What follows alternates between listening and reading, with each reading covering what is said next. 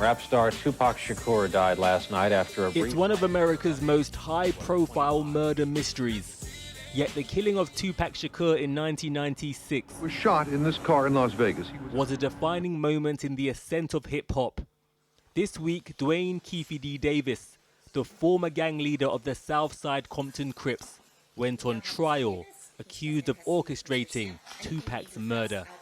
And this was the alleged motive. At a Mike Tyson fight in Las Vegas, this is the nephew of Duane Davis being beaten by members of Tupac's Death Row Records, including the rapper himself.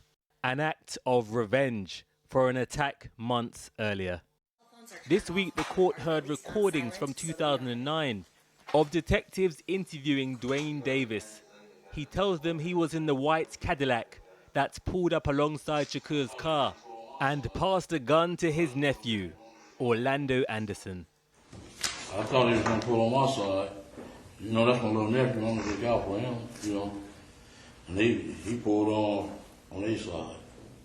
So you were fitting to blast if you had to, or you were just... Yeah, if we would have been on our side, I would have blasted. Okay. The former gang leader repeated these admissions 10 years later in a memoir he co-wrote about his involvement. A constant thing that always goes through these statements is Duane Davis's visceral anger at Tupac Shakur for putting hands on his nephew. In the book, he says, them jumping on my nephew gave us the ultimate green light to do something to their ass.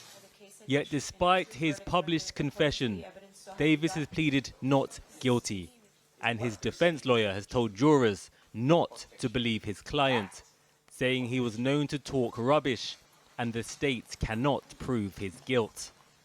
Keefe was never charged for any of what he said during that time period.